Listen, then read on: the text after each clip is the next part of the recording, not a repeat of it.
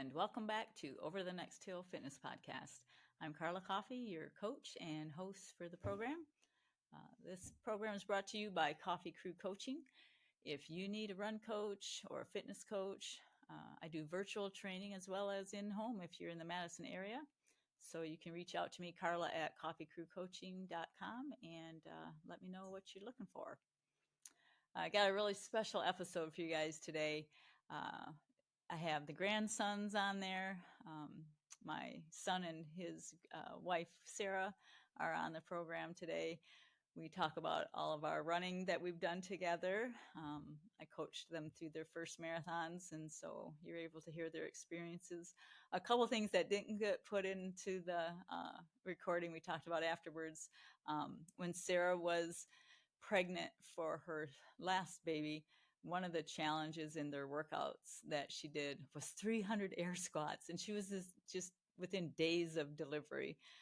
And when they didn't have a treadmill, when they first started working out, she would run circles in the basement. And she said it was like 22 laps to a mile or whatever, something crazy like that. So it just shows that if you have the determination, you can get things done. So I hope you enjoyed this episode, and I will look forward to seeing you at the end. So welcome to the show, Finley. Tell me about your race today. Well, I ran it was 1 mile, and I ran with my brother Cassius and Charles and Grandma Carla, and it was really fun. Yeah. What was the weather like? It was pouring rain. It was pouring rain. Did you have a good time? Yeah. Yeah. And how old are you, Finley? 5. Already in a running career. I love it. So do you think you'll do another race? Yeah, maybe. Okay, cool. Is there anything else you'd like the audience to know about you? No, thanks. Okay. Bye. All right, come on up, Cash. You're next. Come on around. There you go. All right, so Cassius, what did you think about your first race? I thought it was awesome because at the end we got medals, which was pretty cool. Yeah.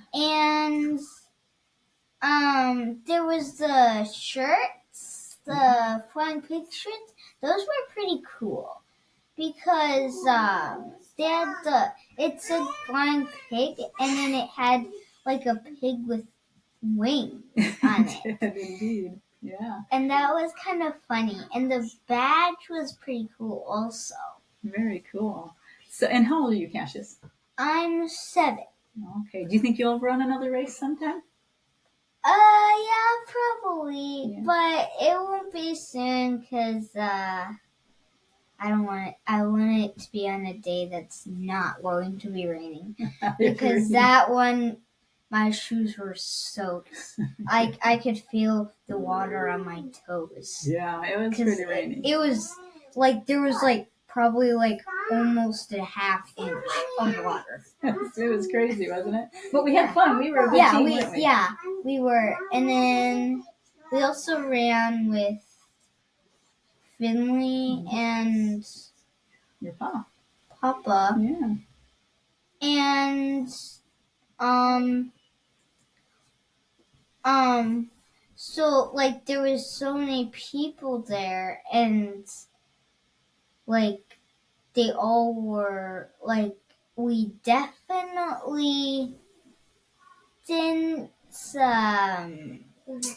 You never stopped running. We never walked we once. Never walked once. Yeah. And cool. We didn't even stop for that water. We didn't. We ran right through that water station. Yeah, because it didn't even feel like a mile. Yeah, and we did great. Well, it was probably because I rollerblade almost every day. Yeah, you're a pretty strong runner. All right. Well, should we get the rest of the family over here and talk to them? Sure. All right. So come on over, Ma and Pa.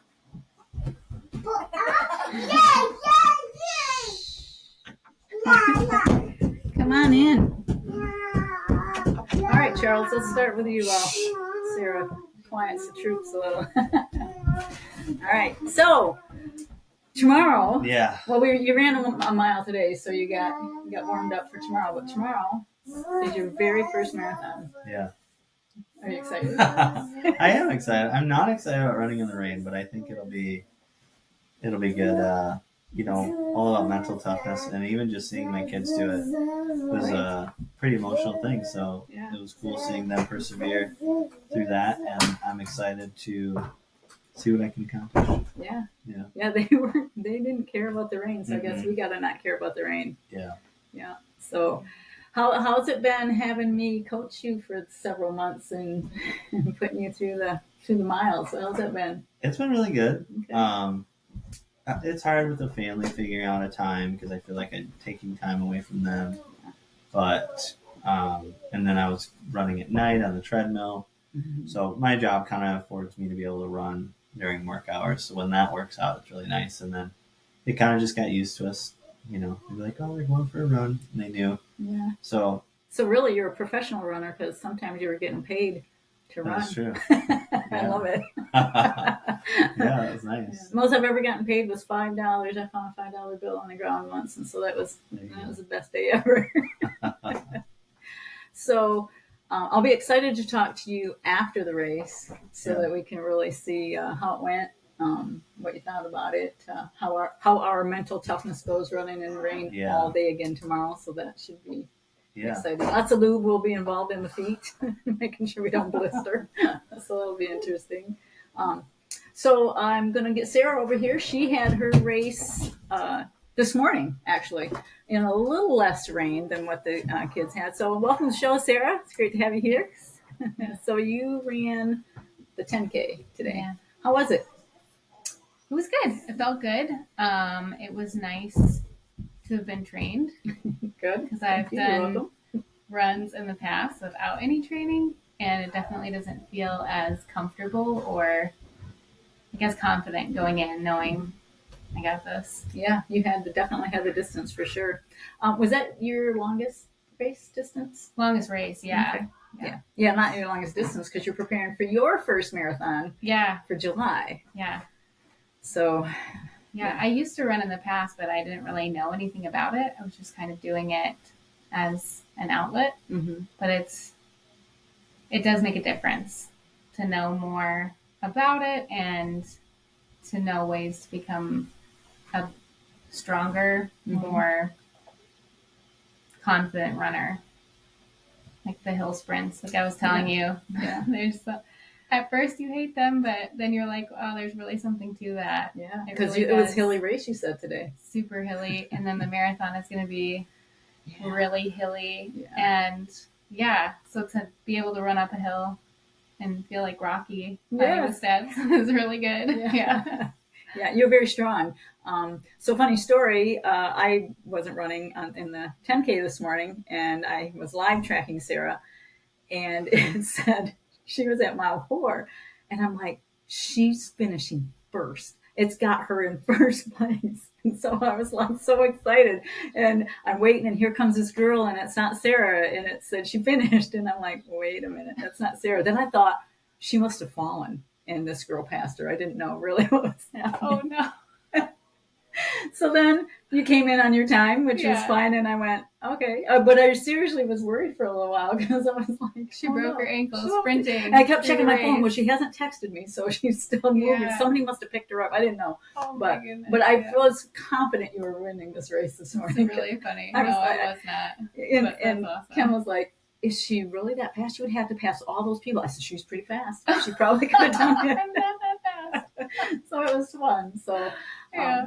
Well, I really appreciate being on the show. Do you have anything else you want to tell the audience? I didn't get a chance to ask Charles that, but we'll ask him on his next interview. Yeah, no. Just that I think it's a worthwhile venture. I think that it's something that is great for kids to experience. I think it's great for families to do together. I think it's good for people to push themselves to do something that they've never done or always wanted to do, or just go for it. I think that it's really important. Yeah. Well, I appreciate you taking the time out of our beautiful Airbnb time here to to do a recording with me, and look forward to another time after your marathon. We'll get another interview. Yeah, it'll be fun. Thanks All right. for having us on. You bet. Thanks. Hey, you guys. Welcome back to the show. Hey. Hey, thanks. Yeah, so I'm super excited. So it's been a couple months for you, Charles, since you ran yours. Sarah, yours wasn't very long ago for your marathon. So I thought we would try to tie it all back in and see where we go. So, Charles, if you can remember back to May, how was the marathon for you? It was awesome. Yeah, I really enjoyed it, and I was surprised at how many people were out there so early in the morning and just doing crazy stuff. Like they had this chair, and it was like, "Come have a seat, we dare you." It was like this huge sofa chair at the fire station, and like people in pig suits, and then like a lot of potty humor, and that was like really funny. So yeah, it was like the people made it really awesome because it'd be kind of boring. You'd be running down the highway and then you turn a corner and all of a sudden there's just people cheering for you. And even though you didn't know them, it did like make it more exciting, especially when I saw the kids and they wanted high fives and stuff. It really pumped me up. So that was pretty fun. Yeah, you were entertaining to me running alongside you, watching you interact with the crowd. That was so fun. It was like, you got to do it because it keeps you going. It changes the monotony of it. Yeah. And the spectators, they really make a difference. To me, they really give you that energy. Yeah. Yeah, it was, I don't know how, well, we talk about Sarah's later, but yeah, it was, that really made it special and sometimes emotional for some reason. Like, when all the people are cheering you on, you're like, yeah, like I can do this. And it helps you keep going. So, and people volunteer their time. So it makes it really nice. And all the snacks, I tried everything. So I had like pickles and bacon and cheese and gummy worms and Swedish fish. They're like holding one fish with their fingers and you like grab it as you run by. It's kind of weird. But yeah, it was really fun. Yeah, that was fun. So for those of you listening, because I can't remember in the introduction if we mentioned that it was the Flying Pig Marathon that we were running together. I was so surprised when those people had those cups and it had bacon in it. And when I ran by and I grabbed one, I'm like, what am I doing with bacon? It was amazing. It was really good. I threw it away. I was like, yeah, I can't eat that. I rarely have enough spit in my mouth to swallow anything but bacon. Yeah. So the next day, Charles, after we had gone home, so I think maybe it'd been a Tuesday, and I said, "How are you feeling?" And you had done like 300 squats and a whole bunch of push-ups or something. Yeah. Tell me what you did that next day. Do you remember what it was? Yeah, it was on Monday. So yeah, because the marathon was Sunday, and then we had to drive home from Ohio, which was like 8 hours. And I slept for a little bit, and then we got some food, and then I drove a better part of it, 4 or 5 hours probably. But I had rolled and stuff and did that shake that you said. And then on Monday, I'm like, the best thing I can do is work out. And so I think, yeah, it was like 500 something air squats, like 175 push-ups, and then I don't remember what the other exercise was. Might have been sit-ups or something, or I don't know. But I felt really good moving, and then I felt fine the rest of the week. So I was kind of surprised. But I would say with the marathon, like 95% of it's between your ears. Just being able to tell yourself to keep going, which is a lot of what we do in our workouts.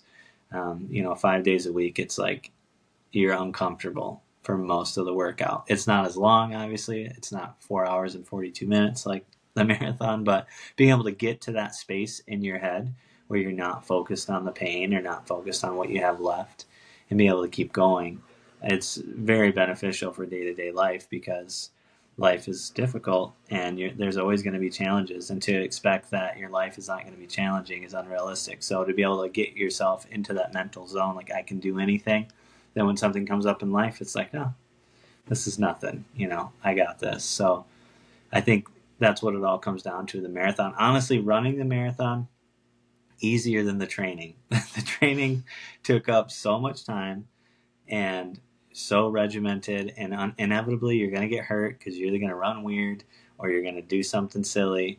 and didn't have to like nurse through that, which I did. So the training is probably the toughest part to just, at least for me, with the 3 small children and taking care of a family and working. But I felt prepared and it felt really good. It was really fun. And obviously doing it with you made it really special. And yeah, it was definitely memorable. I loved it. Yeah, great. Yeah, for me too. Yeah, for those of you listening, so I coached Charles for his marathon, and but I didn't coach his strength workouts. Normally I do, but he does his own workout. What? Tell us about the workouts that you do. What are they called?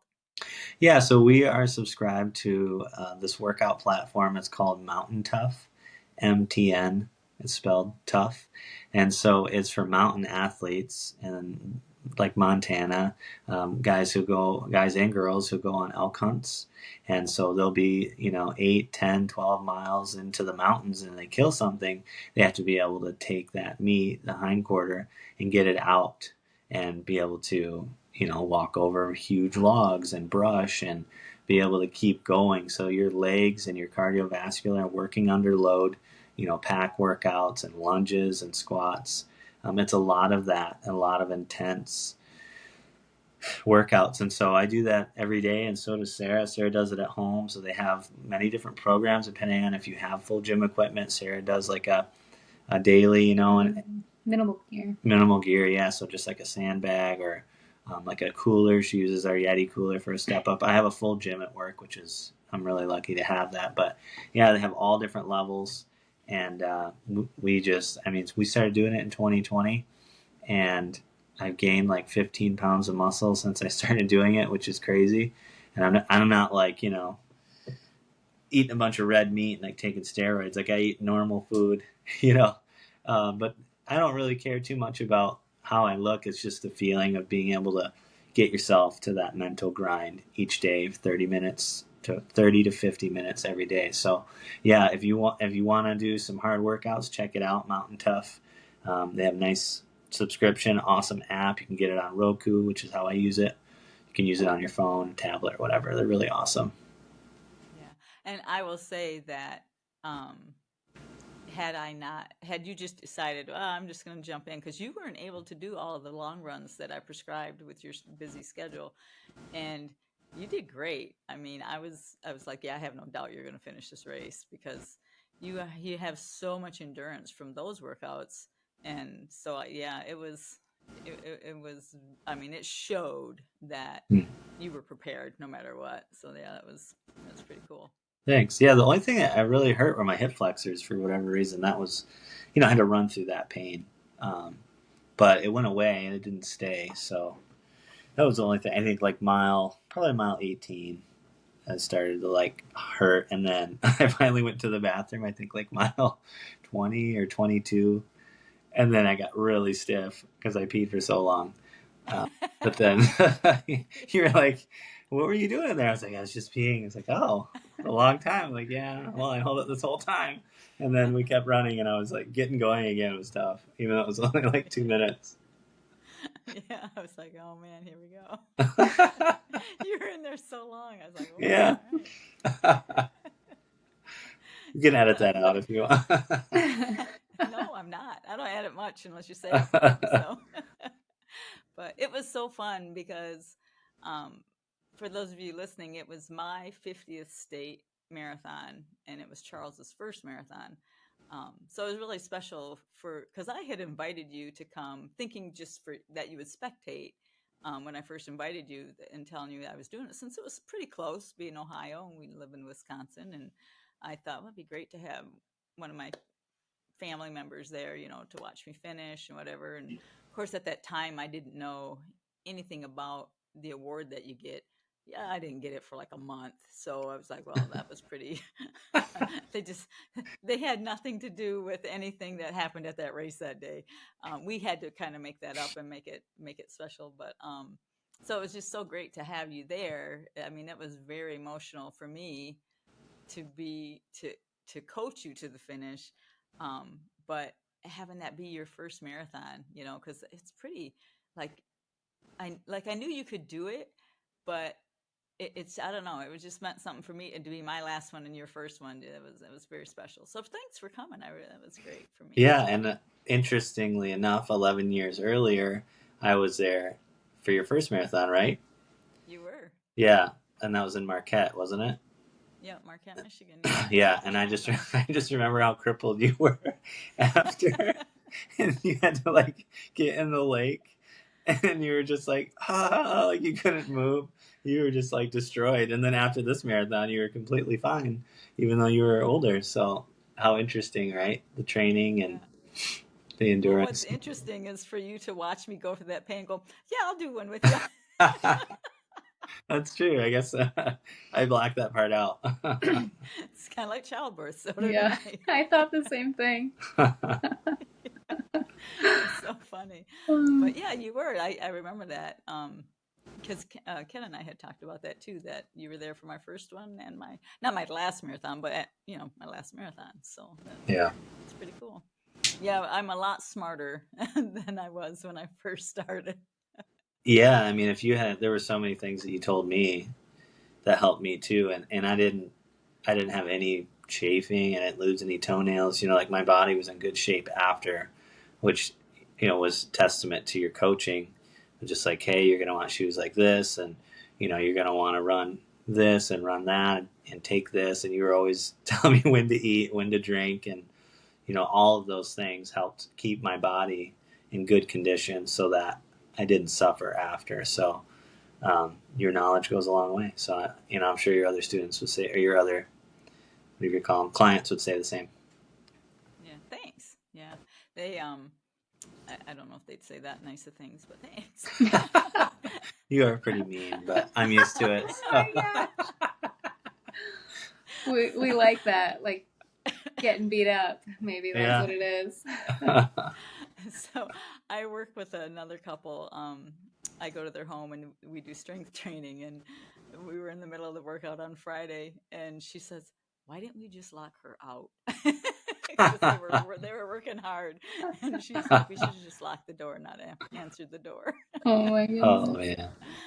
It's all fun though.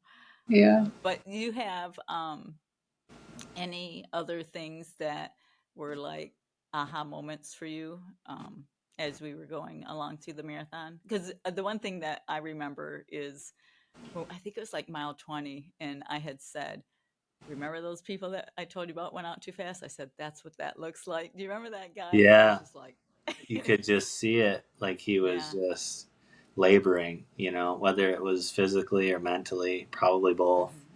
That it was like he just couldn't keep going, and likelihood he probably did finish, but once you get to that point mentally where you have convinced yourself that you cannot keep going, it becomes grueling, and so you never want to get there. So that was very true. You could see a couple people like mile 18, mile 20, where it was like, oh boy, you could tell they were really hurting. So not that you ever want to see anyone in that position, but I was thankful that didn't happen. Yeah, it's with the run walk that we did, we get to walk, and you could tell that he had to walk, whether it was physically or mentally, because he was. I looked at his bib; he was 2 corrals ahead of us at the start. Okay. And so he, remember how they had us? We had to wait forever, and then we could go, and so he started quite a bit ahead of us, and then we passed him. So whether a lot of that was probably mental, because mile 18, you're ready to be done, and if you feel bad too, he's just walking. He had that like defeated walk. I imagine he's still finished, but that's hard once you get to that mentally. Yeah, it just makes everything so much harder. So being able to push through that is good. Being able to pace yourself and know what your body can handle. And it is exciting when you start. They got the music cranking and the fire, blasting out of the towers, and like people going nuts. So it is good to just like, okay, just stick to the plan. And that's what we did. And it definitely worked. The adrenaline is hard to overcome. Yeah, for sure. Mm-hmm. Do you have anything you'd like, anything else you'd like the listeners to know before I switch over to Sarah? And you can pipe in later. Yeah, no, I just your your passion for the marathons and very knowledgeable. You've helped both of us a lot. So if you're thinking about getting a coach, definitely use Coffey Crew Coaching. She's pretty awesome. Thanks. Mm-hmm. You should say that because I'll come over to your house. And I know where you live. You'll just pop in. Yeah, right. All right, Sarah. So the first recording that we did in the beginning of this recording, you had just done a 10K, but now you've since finished, in my opinion, the hardest marathon in Wisconsin. For your first marathon, you chose that one. So tell us all about your marathon. Well, it was really pretty. It was really fun. And it was also really hard. And I did it by myself, which was really empowering, but also makes it harder at some points because you kind of just have to keep pushing yourself to go through. I was telling Charles there were a couple times because we had some really big hills. It was just over 3,000 feet of elevation climb for the marathon, and they measured it a little bit incorrectly. So I ran 28.3 instead of 26.2. And I remember wanting, like, being close to the 26.2 and thinking I was almost done, and not being done was, you had to, like, get over that and work through that. But there were some times where I was like, man, I just want to lay down on these rocks right now. Or there was one point where I wanted to stop so bad. I was so tired, and I was walking up this hill, and I was just getting slower and slower. And I took a big breath, and then I just kept going, because you just have to, or you'll never finish. You just have to keep moving forward. So I learned a lot, and it made me want to do more. Like, I would love to just keep doing that, because it was a You're fun... just as psychotic as we are. Yeah. It was a really fun challenge. But yeah, the training does take a lot of time. I wish I had more time in my schedule. I would totally do more. I've been meaning to ask you, like, what can I do with running to just be ready to do whatever whenever I can? Like, how can I do more sneaky half marathons where I can just squeeze in and do, I don't know, or like pace you. That was really helpful, pacing you in the Huron 100. That taught me a lot, seeing you go through the really challenging parts of the race, and being with you and hearing your feelings and seeing you work through that and continue to go. Just helped a lot with the whole race. Yeah, that was definitely a sight, I'm sure. I don't remember a lot of it, I don't think, maybe. It was terrible. But yeah, you did. But you want to do it again. I know, I'm going to do another one. Yeah. That Dances with Dirt marathon at Devil's Lake, man, that is no joke. That is a hard race. Because you were telling me there were some of the bluffs that you guys went over twice, and the rocks were wet. And yeah, going down was hard because it was really slippery. Yeah, trail races are tough, and because it's not a road and they can't use that little rolly thing that marks they just get as close as they can to, so yeah, going the 28 miles. And didn't you say that there was somebody that had gotten lost, and so they were doing like 30, so they did more than you? Yeah, there were some younger guys, and there were other people who had taken wrong turns that I had talked to. Also, one guy kind of in the beginning, he had passed me. He said, "I like your pace." I said, "Thanks." And then he passed me, and I was like, well, I'm not fast enough, but he passed me again later. He was like, "Oh man, I got lost. I took a wrong turn." And I was like, "Shake it off. It's going to be okay. You're doing good." So some people, there were some younger guys, younger than me. They were on mile 30 when I was on 27, and they were pretty angry. They had some choice words, and I just, okay, yeah, it stinks. Well, we gotta keep going. They were like, "How are your legs?" And I'm like, "They're pretty terrible, but I'm just gonna keep going." And they were walking, they were done. But yeah, they finished a little bit after me. So Yeah, and that's part, I think, of that defeating mentality, because they got lost. They also way over 26 miles. So the extra mileage, I mean, that yeah, matters, yeah, and especially if you're not expecting it. So yeah. then that gets in your brain, like you said, Charles, 95% of it's between your ears at that point. Cause they trained. I mean, most Mhm. people will train a little bit. So Yeah, that's really tough. yeah, they were, yeah. When you get angry, I guess maybe that's not a great place to be. But reading the flags, I had a lot of experience with you, which helped me a lot in the Devil's Lake, because we had run there for training, and man, we were toast. We got really lost. We were supposed to We do, didn't have flags. no, we didn't. We were supposed to do, I think, maybe 10.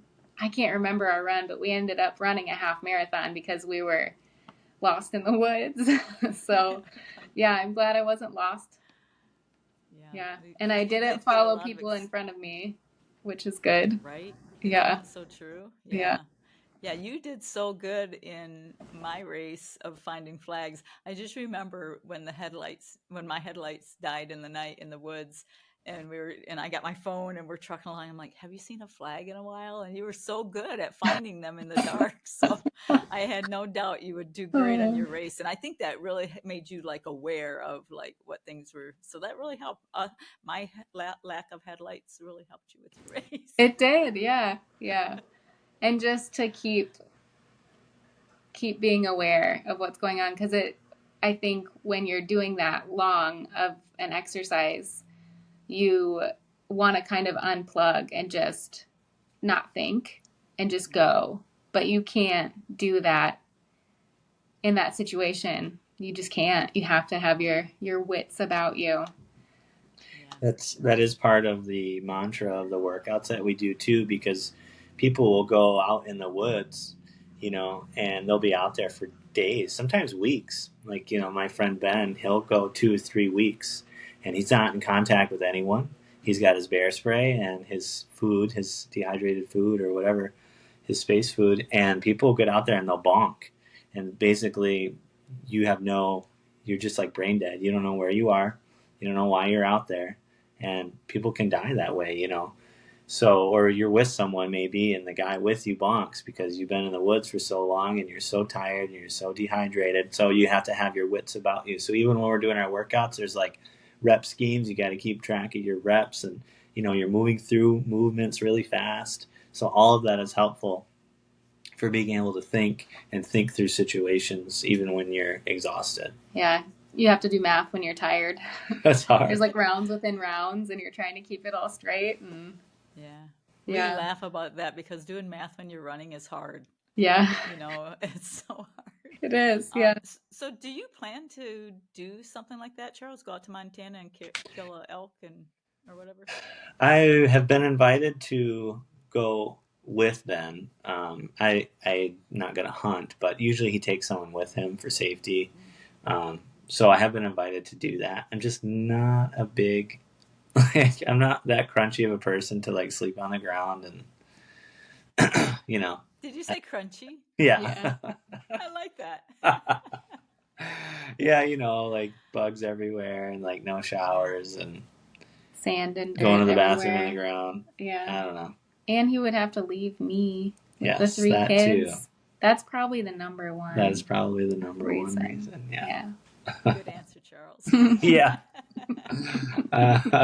But I did go out there to Bozeman, to the headquarters of Mountain Tough, and they have a Tough Fest, it's called, and they do like this team's workout. It's really cool. So they partner you with like 4 or 5 people you don't know, and you have to do all of these exercises as a team, and then whoever finishes first gets an award and stuff. But it's all about teamwork. But anyway, we did do a mountain climb.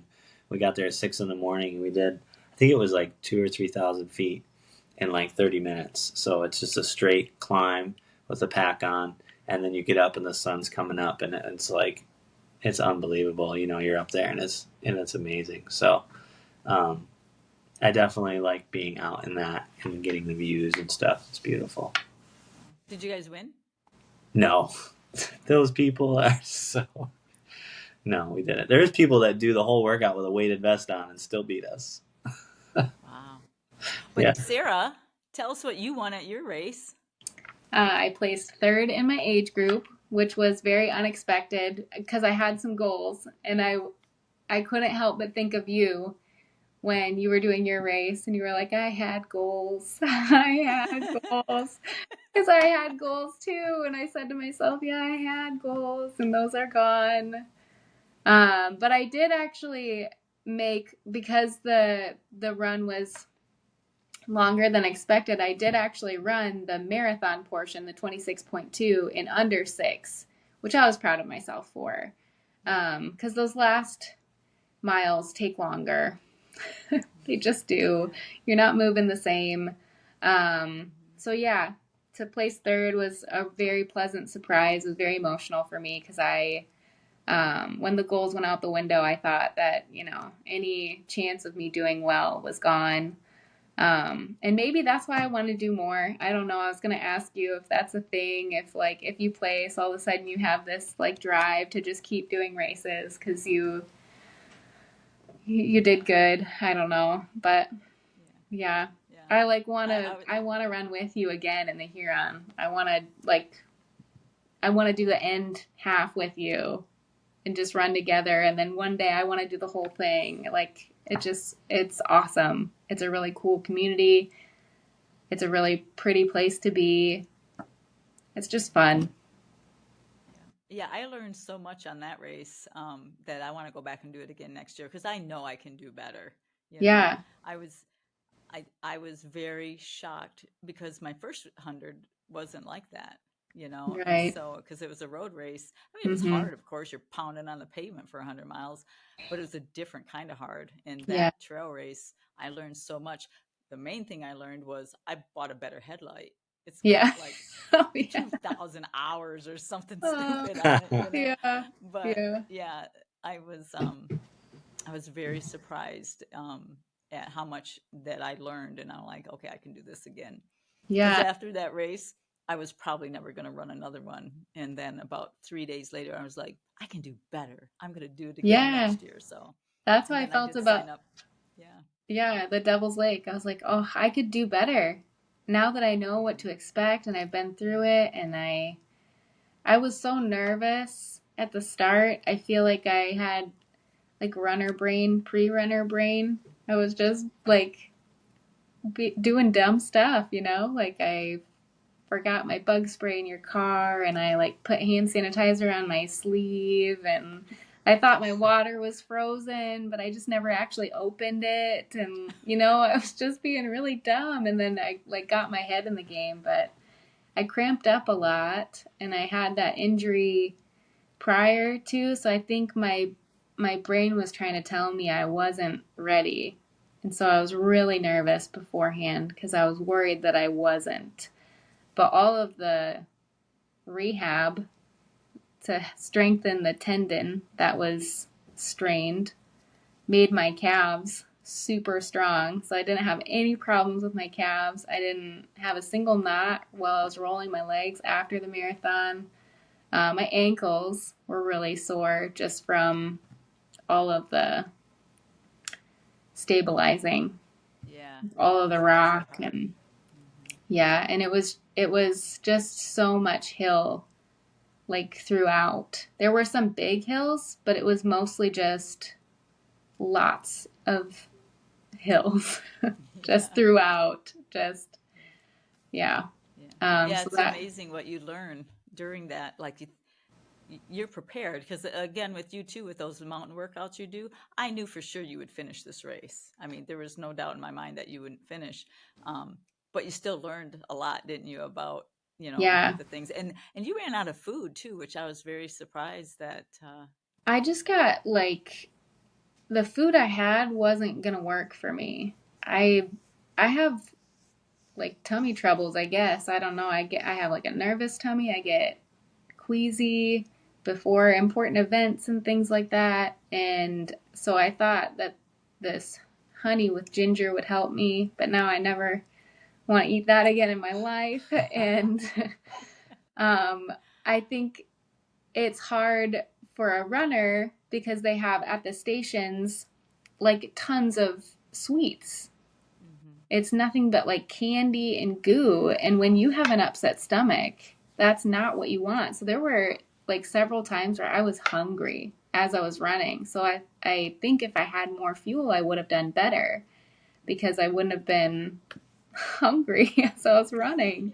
At one point, there was a place that had potatoes. And I remember just taking the potato and dipping it in the salt and eating it. And it was just a wonderful experience for me because I had eaten I'm glad you left that table. yeah. Yeah, right. Yeah, all of the snacks were too sweet. And I thought, man, if I had a baked potato in my pocket that I could take bites of or something savory, it probably would have helped me a lot more. Bacon. Yeah, bacon. But, watermelon was good. I remember I got to one station and I was like, oh, do you have watermelon? And they were like, yeah, we do. And I was like, thank goodness, because that's all I want to eat right now. The fuel. And I remember when I was pacing you, I work out in the midday. I'm not really an early morning person. Neither of us are. We're not morning people. So I think that changes things when you do a marathon because it starts early. And your body's like, whoa, man, we don't work at this time. Right. And you haven't eaten enough and you haven't drank enough and you're not ready for this. And obviously you push past it. But if there was an evening and then I ran with you in the evening, I had eaten throughout the day and I was stopping and eating like sloppy joes and all the fuel. And you're like, just give me the broth. Yeah. But when you're going for that long, your body's like, ugh. Yeah, you need that palate fatigue for sweet. Ugh. Yeah, it's tough to keep eating that stuff. And it's funny the things that you aren't willing to do. So I did have like almonds and pistachios in my bag, but I would have had to take my pack off to get to that. And I just wasn't willing to do that while I was running. It was not easy enough. I don't care. I'm just going to keep going. It's going to slow me down. And then turns out my pack had been rubbing my back raw. So it was probably a good thing that I didn't take it off because I might have noticed. Yeah. Yeah. Or someone would have told you, they would have noticed, and that would have even been more mental. Yeah, I don't know, but maybe I would have put the Vaseline that I had on it. I don't know if my brain was working well enough to think of that, but every time I thought of what you told me about your hat, wear a hat, and then fill it with water and put it on your head. I did that, I think, at least 3 times, and it was awesome. Yeah, I did it today on my run, and it wasn't even really that hot yet today, and it just wakes your brain up. Yeah. And so, yeah, it was amazing. Yeah, one guy did ice water, and that was the best time. Was when it was the ice water, and I needed it the most because it was the least shady area. Everything is pretty well covered for the trail run, but when you hit some of the fields and you get that like morning sun and it's beating down on you after being in the shade, it just hits a little bit harder.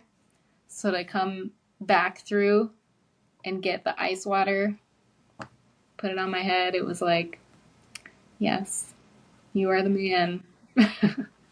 When I ran Vegas, when we started, it was in the dark and it was, I think, 77 degrees at the start.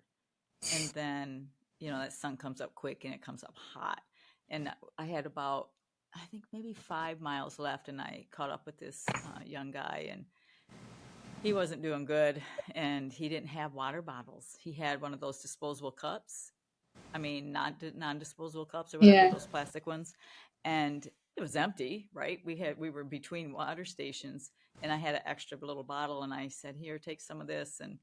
And so he's like, okay. And so I said, come on, when I run, you run. When I walk, you walk. And we got to that next aid station, and he had a hat clipped on his pack or on his belt. He had a belt on to hold his bib. I said, okay, take that hat off. And I said, and let's turn it on, put it under the water. And he put that on, and he was a new man. It was like, that is so smart. I mean, you're in the desert, Yeah. in Vegas, and it was so bad. And then he just would fill up that water bottle, that little water bottle I gave him, and he finished the race. He didn't think he was going to finish. I'm like, dude, you got this. Let's go. And so I said, just go ahead, because he was starting to kind of come back. He had no fuel with him. I was giving him jelly beans and Oh. but the main thing for him was that water on his head. He was just like, that was brilliant. I'm like, yeah, because I'm brilliant. I don't know. It just made sense. And I felt kind of bad because these people are just out there in the middle of nowhere with water jugs, and Yeah. I said, well, I'm sorry if we're taking out your water, but figure it out, because we're taking water for our hats, Yeah. And yeah, so it's a just amazing little hack that really kind of perks you up, and away you go. Yeah. Yeah, it's amazing. Yeah, that was a good tip. Very helpful. I remember on your 100-mile where you were like, run over to that water pump and see if it works and fill my hat up. Yeah, you're so great to me. I could not have done that without you. There were some times, and I remember at one point saying, am I complaining too much? Because I was just like, oh, that was hard. Yeah, it was tough. It was a hard race. But you want to do it again and do better. Yeah, I was amazed that you just kept going, and just like every time I would point out a flag, you would say, yay, the same way every time. It was like the best.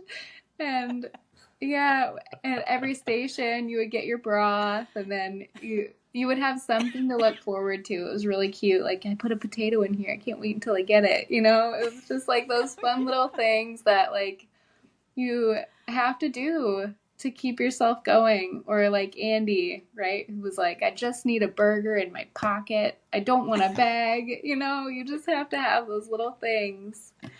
Yeah. Yeah. Those little pancakes that I had at the one station.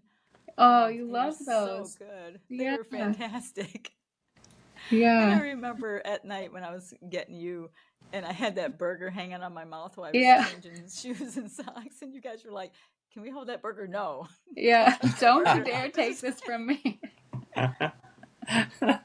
I feel like you become part animal at some point during your race, no matter like what the distance, in the beginning, you care about, does my outfit match or whatever. By the end, you're like eating burgers out of your pocket. Who cares? Yeah, exactly. So fun. Yeah. All right, you guys have any last words for the listeners? Anything, if somebody's stuck on the couch, afraid they can't do something, that you'd like them to know, or anything that I haven't asked you that you want to be made known? I will say, most people, when they find out that I did it, and I'm just speaking for myself, almost everyone says, there's no way I could ever do that. And it's like, yeah, you can. Anyone can do it. And like I said, it is like 95% mental. So a lot of people think you have to run the whole time. You don't. I didn't. Yeah. There's no rule that says you have to, or maybe you want to. That's great. But there's so many people that do this as a hobby. And just being at Sarah's marathon made me want to do another one, because like she said, the people are so great. Everyone's cheering for you. So if you're thinking about running at all or doing any type of event, definitely do it, because anyone can do it with the right training and with the right mindset. So that's what I say. I agree wholeheartedly. Also, I think a lot of time people struggle with their view of themselves, maybe their confidence. Are people going to be judging them? They don't look like a runner, things like that. None of that really exists in the running community. I mean, every single time I passed somebody, we said something. Good job. Way to go. Keep going. You got this. Every time, because on a trail, there is nobody cheering for you. You have the people at the aid station, and then the photographers don't really say anything. I thanked them, and they said, have a good run, and that's about it. Nobody's really cheering for you, except for the leaves in the trees. So, you got to just, whoever you can talk to, good job. And everybody said it. There were people faster than me, people slower than me. We just cheer each other on, and that's the running community. Nobody's out there to judge you. Everybody just we're a bunch of tree huggers, I guess, out on the trail. We're all just happy to be outside. There was one guy not even wearing shoes, and I thought, man, this guy is crazy. But you know what? He's doing it, and he's doing better than me. So just whether you wear your shoes or not, however fast you go, just go, because it's so worth it to do something like that than to just sit and think, my life is just boring. I'll never be able to. Don't do that. Just because you sure can. Yeah, it's your choice. You're choosing to have that. And you shouldn't. You should want better for yourself. You should want something exciting. Get up.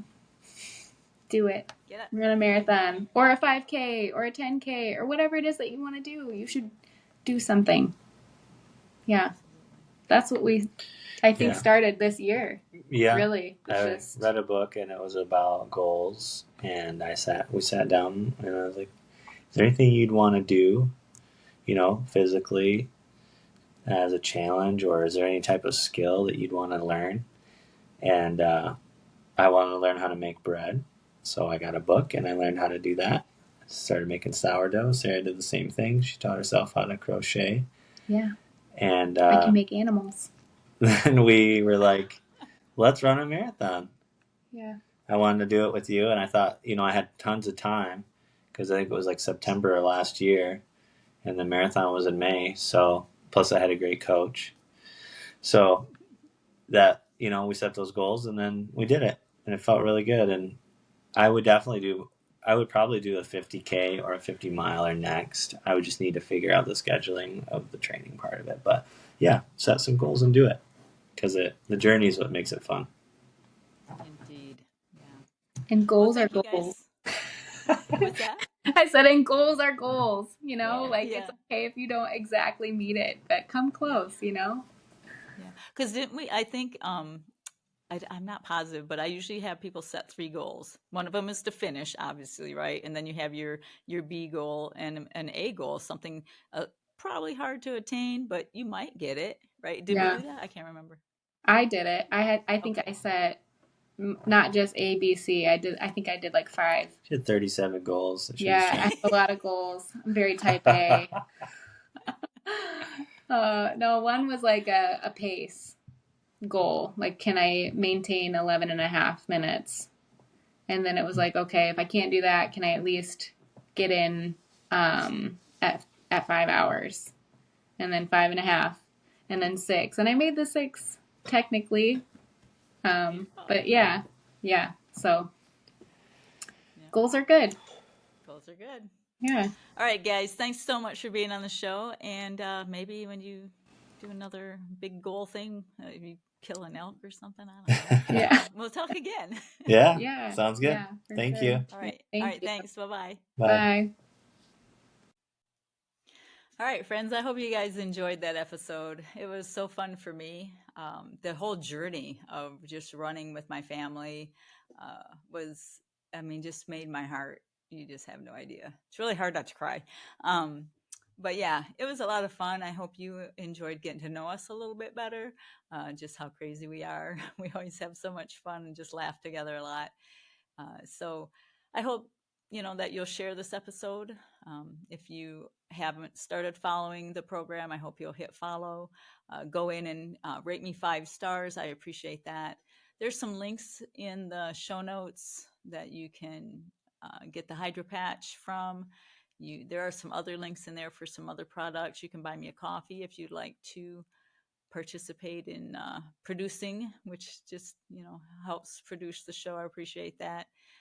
But if you want to be on the show and have some fun like we did, again, Carla at coffeecrewcoaching.com will get you hooked up to me, and you can get your story out there too, because I'm sure it's wonderful. So thanks again for listening, and have a great day.